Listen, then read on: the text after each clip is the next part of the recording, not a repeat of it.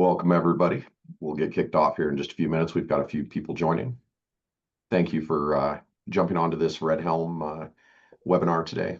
Our focus is really going to be talking about whether or not your security awareness is something that is bringing you value and really moving forward and moving the ball for your organization from a security maturity perspective and an education perspective, or if you're just kind of doing something that's checking a box.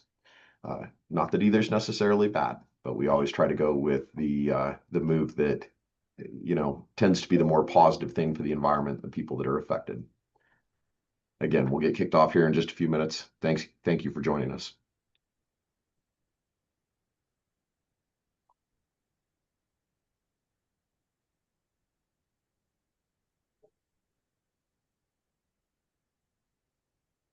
All right, everybody. Welcome to our webinar.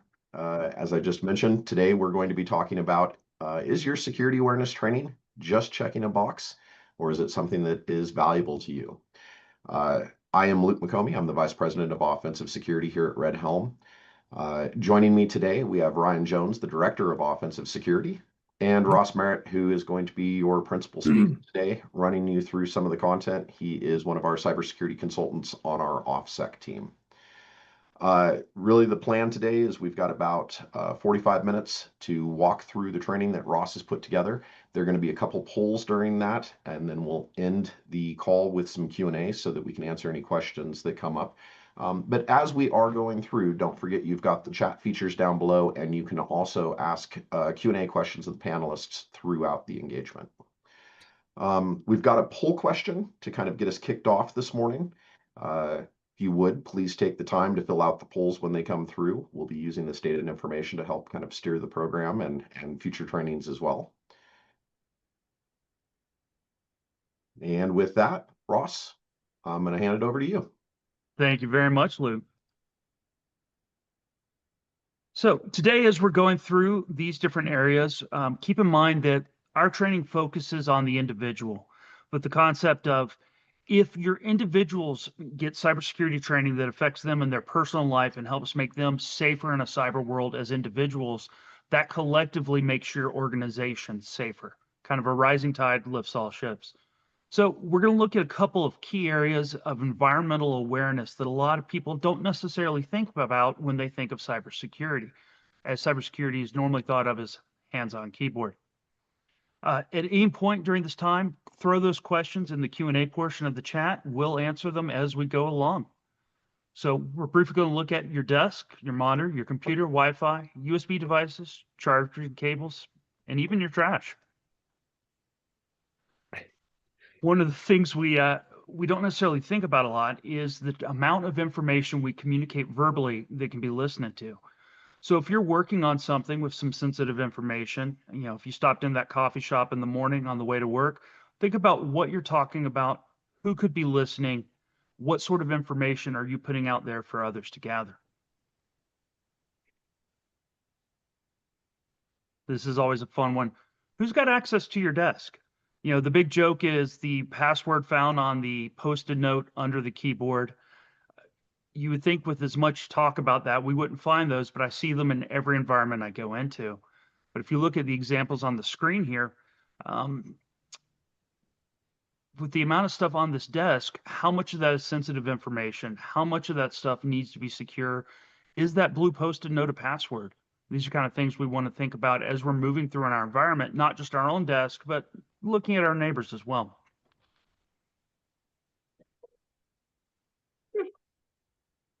Gotcha. No questions so far. That works for me.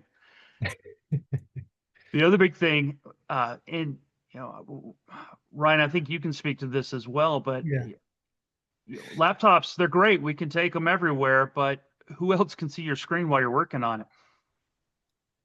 Yeah, shoulder surfing, not just in coffee shops like Ross mentioned on the previous slide or in public areas. I would also say airplanes, which you have a picture of right here. Huge. I have sat next to people working on documents I should not have seen.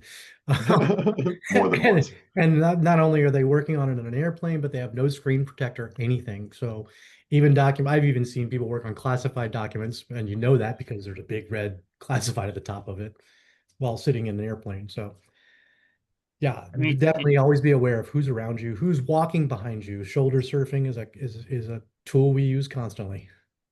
Ryan and and I it's used to do a lot of shoulder surfing in coffee shops when we would get put out in engagements.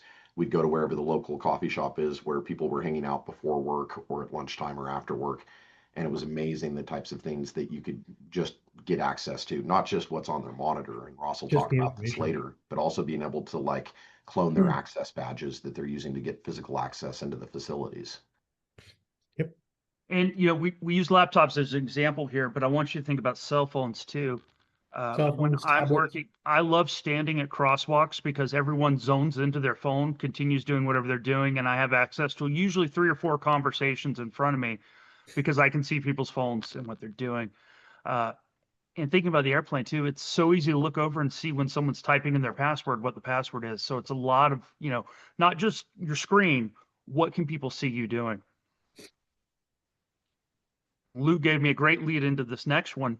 Think about all the physical devices you have that have all your cybersecurity stuff on it. Pickpocketing, think about your phone. They're getting bigger and bigger because the screens, we need them. But they stick out of your pocket and they're incredibly easy to pickpocket. Believe it or not, there are classes on how to do that. I attended training for it. Um, can I get to your laptop? Did you set it down for just a second while you ran to the restroom? And what Luke was talking about earlier, if you see up there on the screen where we have the badge, most people wear their access badges right there because it's, got the retractable cord. It's easy to reach up, tap that badge reader, get in. But I can get a lot of information off that badge usually. I see your face, I've got your name, I've got your number. But more importantly, with some of the devices we have, we can stand there and copy all the electronic information off that badge without you realizing it, giving us access to your building.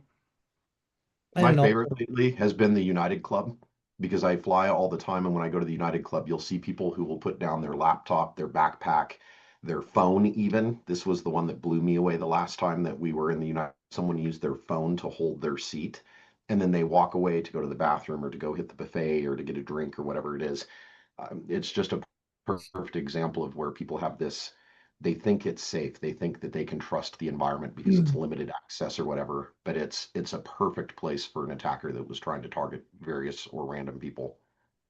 And thinking about the phone too, with some of the new attack apps that are out there with the touch to pay stuff, everyone putting their credit cards on their phone. If you leave that phone unattended, there are devices that I can just walk by with, tap your phone, charge your phone money, and keep moving. So definitely want to keep that on you.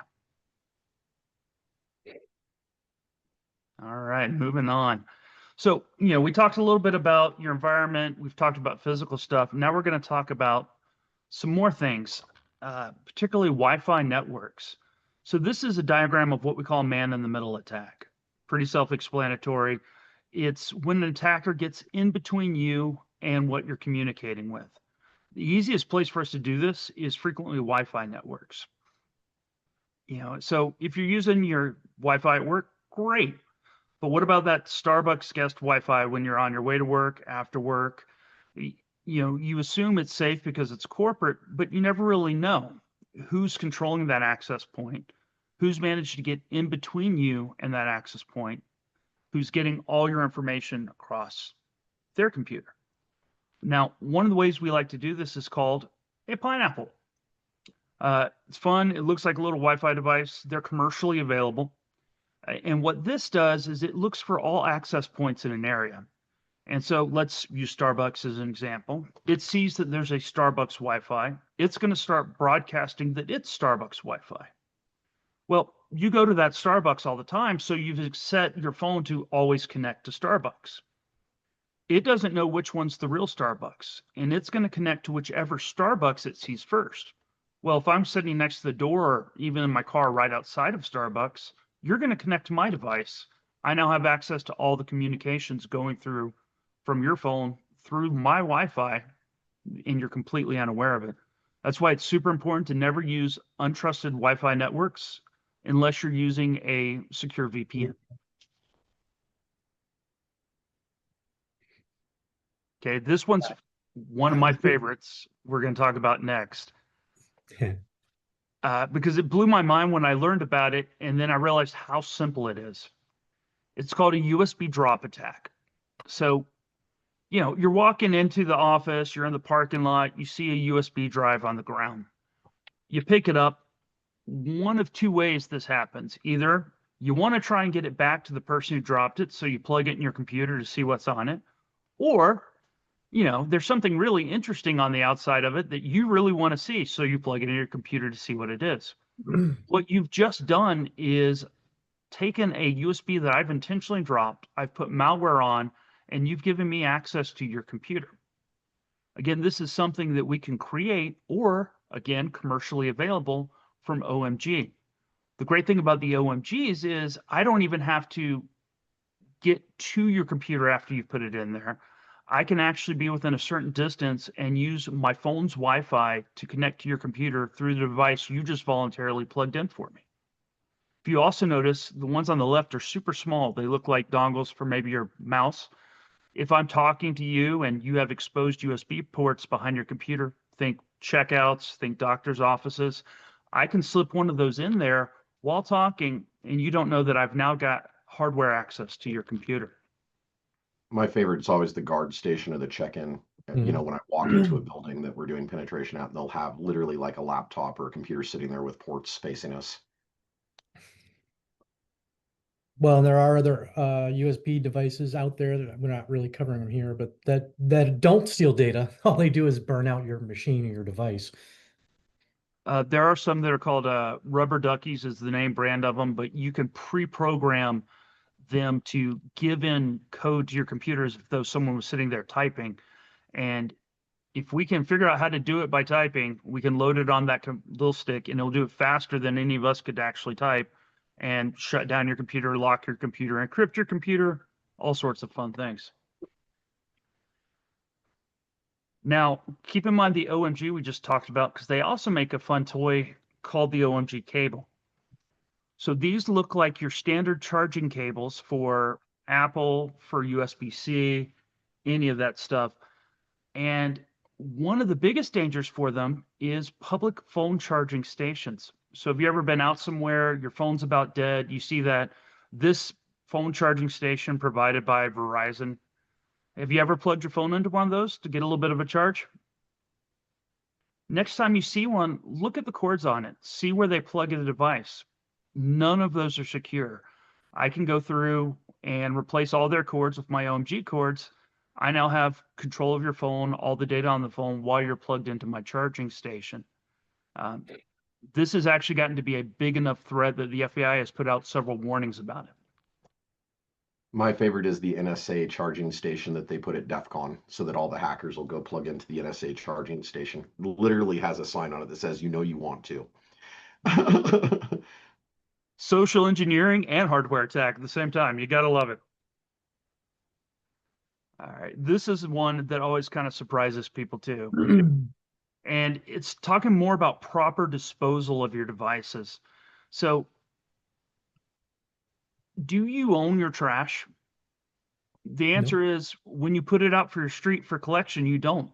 It is now something I can go through. I used to do work as a private investigator. Part of my job was at night on trash day, driving to my targets' houses, taking their trash, and then going through it for evidence.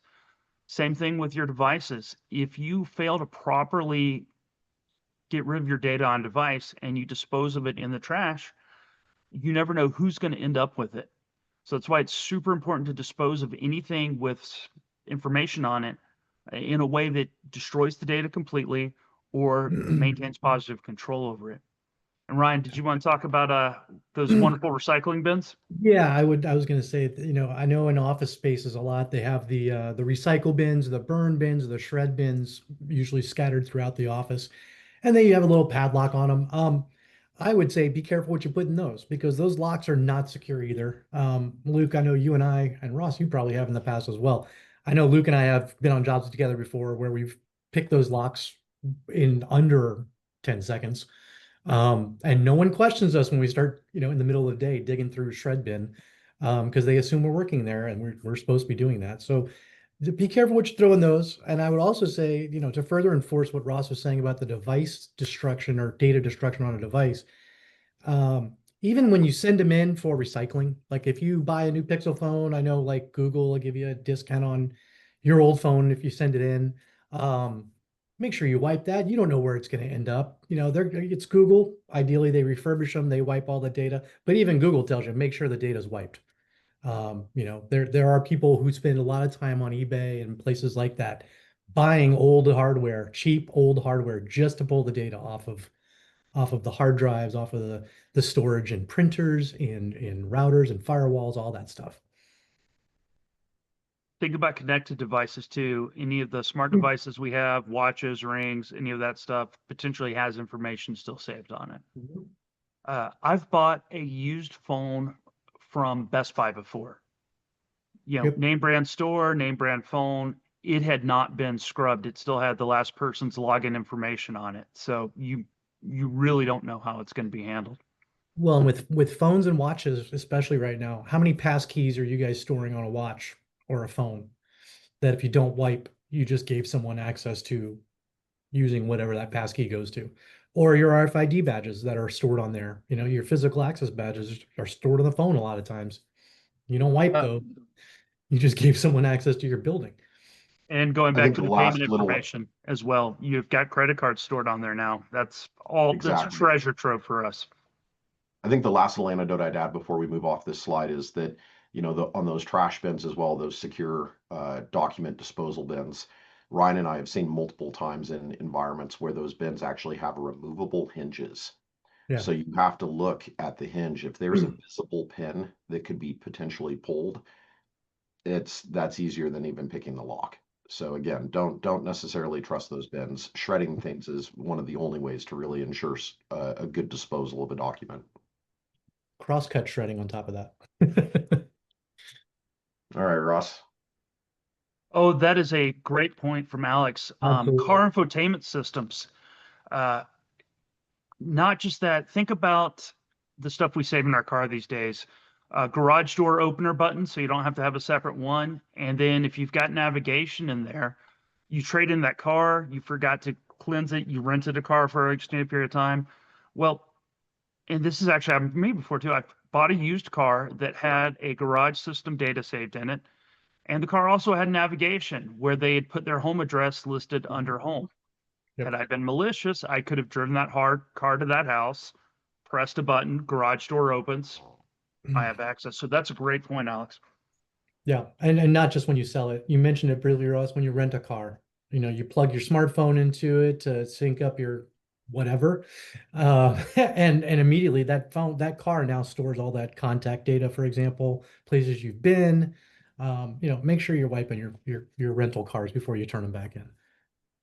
So hopefully you found that section about kind of your environmental and physical awareness helpful. What we're going to move into next is kind of the why and how of strong passwords. So not just the continuous, hey, you need a strong password, it needs to be this, but we want to explain why long and complex are necessary.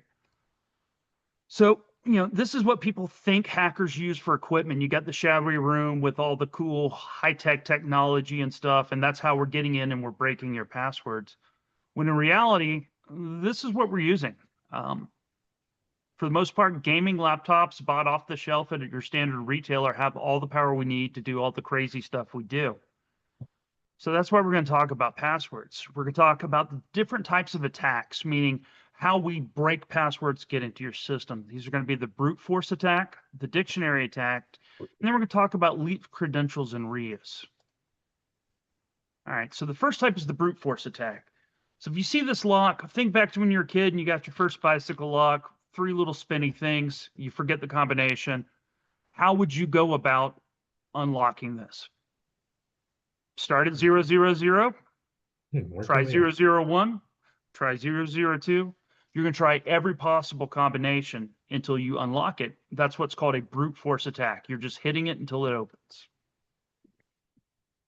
So how long does that take, though? And we're talking about passwords. So everything we're going to talk about is how long it takes to break an 8-character password using last year's technology. So this would be a 4090 gaming graphics processing unit for those of you who are into the hardware. So for 4 characters, it's going to take me about 3 seconds. What do you have that's 4 characters long? ATM Hopefully. PIN number. Yeah. Now, you see we talk about 14 characters, 15 characters, I believe now is the recommended. And here's the reason why. If it's 10 characters and you think about all the different things on your keyboard you can put into it, it could take up to 1,000 years to brute force a 10-character password. So for time reference, we would have had to start brute forcing back when the Vikings were harassing Britain. All right. 14 characters could take up to 12 billion years ago. That's when the earliest stars in our system were being formed. So I know what you're saying. Okay, so if I have 15 characters, I'm safe. I don't have to worry about it. That's why we're going to talk about a dictionary attack. So the way this differs is we're not trying every single possible combination. We're using a word list or a document that has most likely words in it. So this is a lot faster. It's a lot less hardware intensive. So as kind of a reference, there are 208 billion possible combinations out there. There's only 470,000 words approximately in the dictionary. Which one's going to take us a lot quicker to go through? And odds are, because we're humans and we like to remember things, so we use common words and knowledge, odds are your password's going to be a word that we can find in the list. Now, keep in mind, dictionary doesn't mean just the dictionary. We're using documents that have words or likely passwords in them. But just as kind of a reference, an 8-character password, 8 months brute force, 3 seconds potentially with a dictionary attack. So that's why even being long isn't necessarily safe. Now, those dictionaries words we get through what we call leaked credentials and password reuse. So if your password looks anything like any of the passwords on the right-hand side of the screen there, change them immediately. We find these all the time when we're doing tests. Now, the word list we use, mine's about 15 gigs long, and it's retrieved from any breach that has ever made it to the dark web. We have all those passwords, and they go in a list. So it's very full at this point and gives us a high likelihood of success. Either of you guys like to add on this before I move on to how to make a good password? Yeah, I would also. I would say that one of the things I think is really funny is how often it is that people do things like the exclamation point, the dollar sign, and the pound symbol. Um, it's frightening how that tends to be the special character people select and how often people think the same, right? The reason that we can break into almost any environment that we go into using the season and the year is because most people out there, as you've mentioned before in other trainings, Ross, the password change requirements every quarter, right? Every 90 days. Every Well, 90 what days. changes every 90 days? The weather. So you've got people that are sitting there using stuff like this that's predictable. Sports teams are a bad idea. Anything Yes. that is associated to the location, your business, any of that stuff is going to be stuff that we're going to try when we're coming after this stuff to break it down. And the last note I've got is really the big thing to remember on this stuff is that you don't want to be the weak link for your organization. When we go in and we compromise this stuff, it's not that we're necessarily targeting you as an individual. We're targeting everyone. And it only takes one of you to use one of these bad passwords to give us the foothold that we need into the environment to compromise the rest of the network or the rest of the things that we're going after. So the key is to try to make sure that you aren't that weak link. Yep. And I would just like to throw in about reuse. I mean, we do this for a living. We get hired by our clients all the time. Go out and break in from the outside, do an external test. And the external network probably usually looks pretty secured. So then we go into OSINT and we start going through all the breach databases, searching for that client's domain. And when we find them, we'll throw those passwords at the VPN, at the O365, and whatever else is out there that we can try and log into. And we usually get in that way because XYZ employee also used their corporate email and password exactly the same on what is it, myfitnesspal.com. MyFitnessPal, usually, yeah. And that Oh, breach I think occurred how thinking many about years sport. ago? Sorry about that. No, I was just gonna say that breach occurred, what, 6, 7, 10 years ago? It's been a while. 2014. Yeah, so it's been a while, and those passwords still are out there, and they still work. So Red Helm has offices in Pittsburgh and Atlanta. So we have a lot of customers in those areas. And this is getting back to Luke's point of sports. I see Falcons and Steelers all the time as a password. Pirates. And of course, the E's have been changed to threes, but it's to the point now where I actually have password lists for spraying regionally by sports teams with different spellings. And I'm having a lot of success with that. So hopefully, though, you understand that the reason we have a long password is because it'll take forever to brute force. And the reason we have complex passwords is they're not likely to appear in a word list, providing you safety from both, which is why we need them combined. What's a good way to create these passwords, though? Well, we got a couple of things for you. We're going over 3 different methods, and there are others out there, but these are 3 we recommend, called the sentence method, the random method, and the TV guide method. So the sentence method is, you hear this a lot. It's no longer a password, it's a passphrase. So you start thinking about longer terms. So in this example, we use the title of a Dr. Seuss book, one fish, two fish, red fish, blue fish. And you see, we've kind of used uppercase throughout there, so that lends complexity as well as length to it.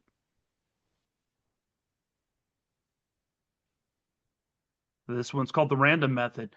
So this way, it gives you different objects around the room. Usually 4 or 5 is enough, but you look around the room, and in the example of this picture here, you can look out, you can see a flower, a lamp, a trash can, a book. They're sufficiently random enough that they shouldn't be grouped together on any word list. And again, you can add complexity through misspellings, other things, but it gives you length and complexity.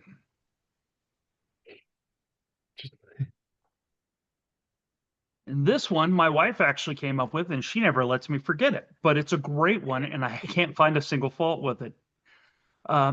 Her reason for thinking about this was, you've got to change your password all the time. It's 2 days after you changed it. It's super long and complex. How do I go back and see what it is when I forgot what it was? Short answer, password manager. Long answer, this method. If you pick a TV show, you can find a listing of all the titles. So for this one, we used Fraggle Rock, and you can go through and season 1, episode 3, you've got numbers, uppercase letters, special characters, and then the name of the episode. Well, I just changed it again. I know that I'm on my 3rd iteration. I can go back and look up what my current password is. And the odds of someone A, guessing which TV show you're using, B, the full title and list of it being in any particular list we're using, very unlikely. So this is actually a really secure method for generating and keeping track of passwords. Anything else, gentlemen, before we move on to multi-factor authentication? There was an interesting question raised up in the Q&A that I wanted to bring up, because it's how do you make sure the password manager is secure, and what kind of password should you use for that? I personally, I use the Google password manager because it's in Chrome and it's across all my devices. I think the way we unlock it is through a fingerprint on my phone. There's not I'm gonna a, say biometrics, right? yeah, I would stick with biometrics if you're really trying to protect a password manager. As far as which one, oh, kind of depends on your use case, but I would say whatever you're looking at, I would Google search reviews on it to make sure it's legitimate, it's got support. I don't even think there's a benefit necessarily to going for a commercial version versus a free version. I think it's just personal choice and how much support you want I was using going to it. say there's a lot of good evidence out there when looking at the strength of these password managers, even to the point of where nation states have attempted to break into them. And you always see really good feedback about Apple's products, Samsung Pass, and like Google's password manager. So, it's not necessary that you have to go out and spend money to do a commercial application if it's something where you're leveraging or using your device. And to Ryan's point, the device is awesome because it gives you biometrics.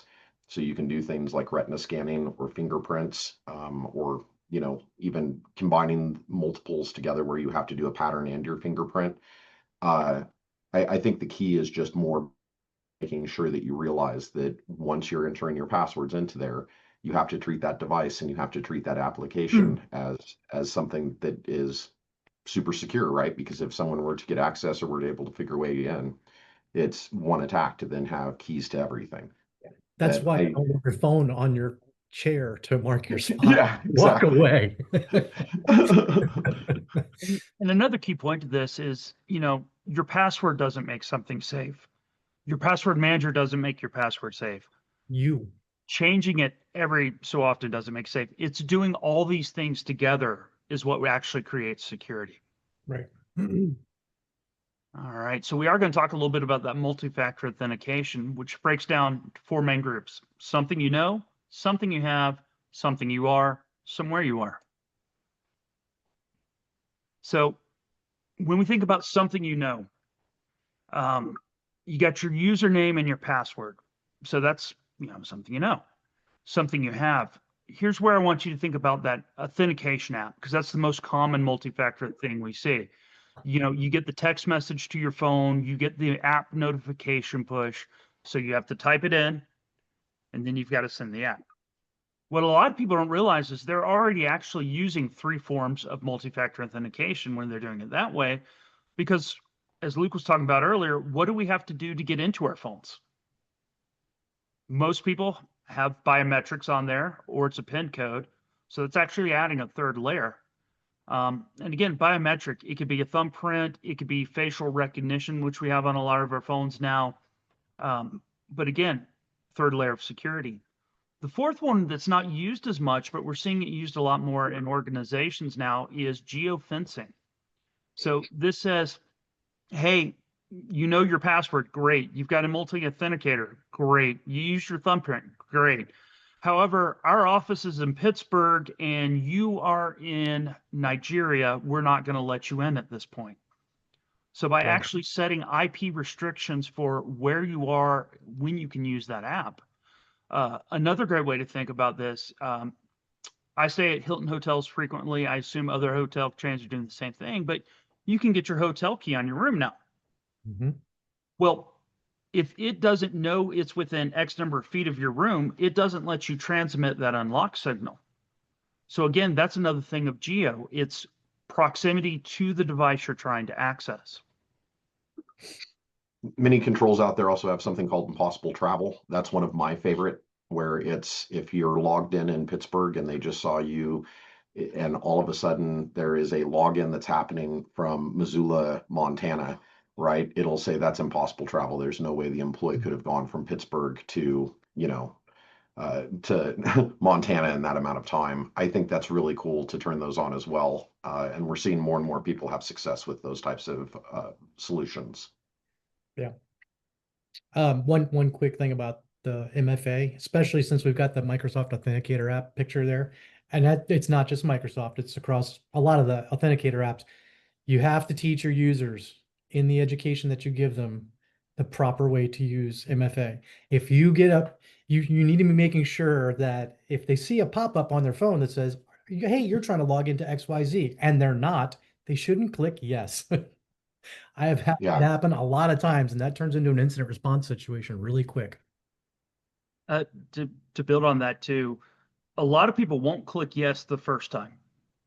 But I have found when I'm doing this, if I send them one every 15 or 30 seconds to the point where it starts annoying them and they just want it to go away, they'll go ahead and click OK. So that's why it needs to be a huge part of the training. That's known as MFA fatigue. And it's basically just being annoying enough that they let me in their system. I believe we had another poll we wanted to pop up there.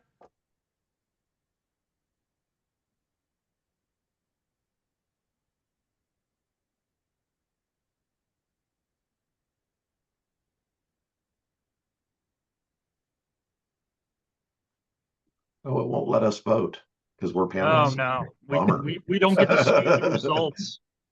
That's that hacker mentality. Huh, I can That's affect right. that. All right, let's go on to the next slide then while they're talking on the polls. You got it. So, uh, just kind of go over some key takeaways from what we've gone over today before we get to kind of an open question and answer period. We want you to really think about cybersecurity as not just what happens on the computer and the internet, but think about your physical surroundings. What are you exposing and increasing your awareness in order to lower your risk? We went over how we attack passwords to hopefully explain why you need long and complex ones. And we went over how to create those long and complex ones so that you can remember them as you're using them. We really talked about multi-factor authentication and how it's important to not have a single way to enter. And again, I like to draw things back to the physical world. That front door on most of our houses, we have two locks. We've got a deadbolt and a doorknob because we're trying to make sure that it's hard to get into. Think digitally the same way. And also with your security awareness training, don't just check the box. Don't just have, the standard run through, okay, we're all secure. We really want to see you out there making a difference in your employees and your organization's lives, helping them protect themselves, security in their personal lives, and bringing that to work and protecting your organizations.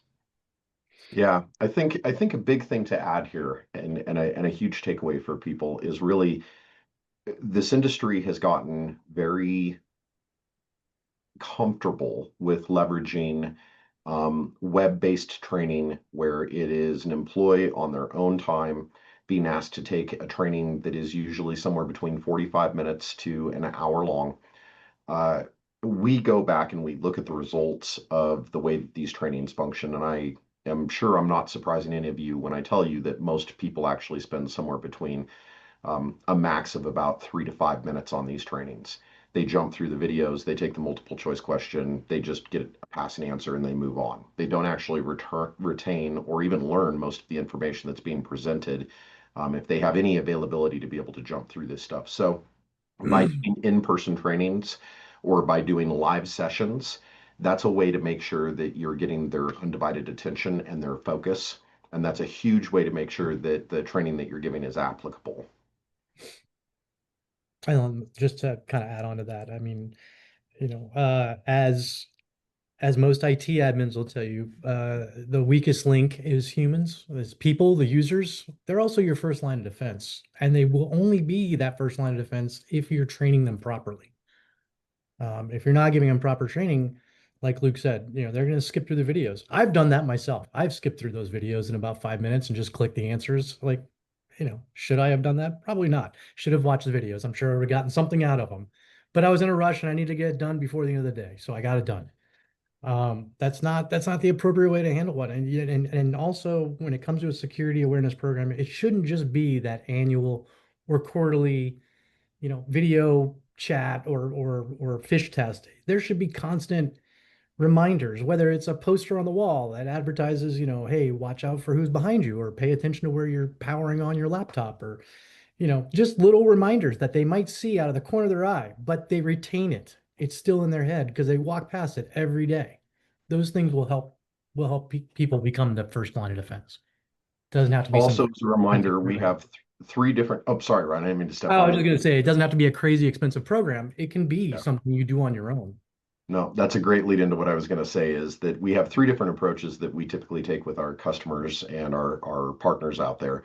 Our recommended approach is by conducting social engineering campaigns where we literally test your users via phone calls, phishing campaigns, redirection attacks, all kinds of other things. And then we take the results from that testing to create a customized security awareness training seminar. These are usually like 3 to 4 hour long seminars. We come on site, there's live demos, we show things like phishing, key card cloning, all of these different types of things, really to demystify and take the magic out of the attack so that people understand how simplistic some of this stuff is and how real at risk they are from these attacks being executed against them.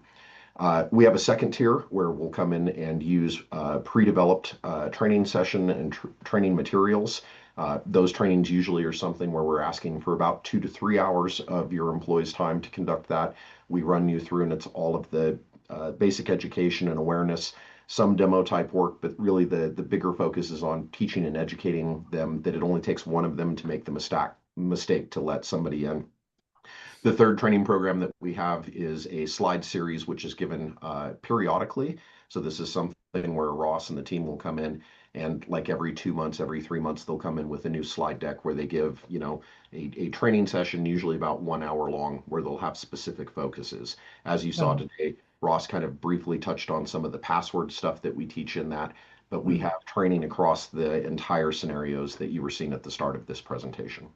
yeah, those are kind of set up like lunch and learns, basically. Yep. So if you need help or if this is something that could be beneficial for you, please reach out to us. We're more than happy to help support and jump on a phone call and answer any questions that you have. Yeah. Um, with that, we'll open it up to the question and answers. Ross, great job on the presentation today. Thank you. And for folks that are out there, if you have any remaining questions or if something's standing out, throw it into the Q&A and we'll sit here and answer it as we can. All right, we got our first question. That's a good one. Recommendations for fully remote workforce. All of our employees go into various client facilities, so the network environment is completely different for each. Yeah, I would say that again, individual training is absolutely crucial. Also, making sure that those laptops have been properly hardened, right? Full disk encryption, making sure that they've got VPNs available so that they're not having to transmit insecure traffic across those different types of networks that they're connecting to. Also, making sure that you put together some individual training around facility and site security. When Ryan and I back in the day used to work for some of the larger contract providers, and our job was going in and doing risk and gap assessments and analysis against these secure places, there were always these different rule sets that we had to follow to make sure that we weren't doing something improperly within those facilities. Coming up with those types of policies and procedures for your remote workforce can really help make them aware of how they might make a mistake or do something that would lead to an attack that otherwise they just may not be aware of or know. Anything you want to add to that, Ryan? Yeah, I would say another concern, because your team is all remote, you have to make sure that you teach them about securing their home or their workspace, proper, making sure they're not letting kids use their laptops, making sure they're not letting their spouses or partners use their laptops. I mean, we've seen malware show up because somebody's kid was doing homework on their corporate device. Um, I know, and not just that, but also making sure that their home networks are properly secured. That can get a little tricky if you're not supplying the right hardware to them. You might have to be a little more general in your education to them on this is how you make sure you're using encryption on Wi-Fi. This is how you make sure you have a good wireless password. This is how you set up a guest network so that your work traffic, I mean, it kind of depends on how far you want to go down that rabbit hole. There's definitely some areas around the house that need to be covered with a fully remote working staff. Also, VPNs, even when they're at their house, yes, they own their own internet. It should be secure, but all of our homes are completely wireless for the most part these days, and home wireless internet is so easy to break into. You never know who's necessarily on your system. There was a question, or a hand got raised. And It looks like Jennifer and Bob both have questions for us. Go ahead and type your questions you into type the them chat in, or into the Q&A. we can get them answered. Someone did ask if this would be recorded and shared for later watching, and the answer is yes. Um,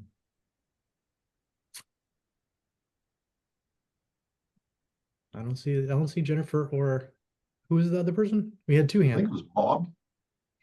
Yeah, Bob Rizzo. Okay. Oh, Well, hand down. if you guys don't want us to answer the question on here, you're welcome to email us or email Red Helm, and we can and they can get that to us. Recommendations for securing home Wi-Fi. Oh, she didn't mean to raise her hand. Okay. So for home Wi-Fi, currently my recommendation is to make sure you are using a router that uses WPA3 protocol. WPA2 is kind of the standard. It's what's out there now. It's been out there forever. It's what's really easy to get into. WPA3 is relatively new. There's not a lot of known attacks for it yet. So using WPA3, not mixed, but straight WPA3 will help secure your home. It's commercially available. It's what's on the shelves right now at your local Best Buy. Definitely look at upgrading that. But again, if it's work related, coach your employees to make sure they're using the VPN even when they're at home. Yeah. I'd say the other thing, and I mean, this is basic block and tackle stuff, but it's amazing how often we come across it. Make sure that you're changing the default administrative password and username within the device itself that's providing the wireless. It's crazy how many people plug stuff in, let it auto deploy, and then they just leave the password the same way that it was from the factory. That's one of the easiest ways that we break in. The other thing is for wireless, there's a lot of devices out there that can't support WPA3 yet, so you're forced to still use WPA2 with pre-shared key. In those situations, make sure that you're also disabling something called WPS. A lot of routers have this automatically built in, which is when they give you that little PIN number and you just type the numbers to break in. As you remember with Ross's presentation earlier, if you're just using numbers for one of those pins, it doesn't take us very long to be able to crack that. So make sure you disable WPS because there are several attacks associated with that as well. Yeah. I think we're out of time, guys. All right, folks. Well, thank you again for joining. Very much appreciate this. As it was mentioned, there will be a recording of this. And if you have any remaining questions or you'd like to visit with us about different services or ways that we can help, please reach out to Red Helm. Thank you so much. Thank you. Thanks, everybody.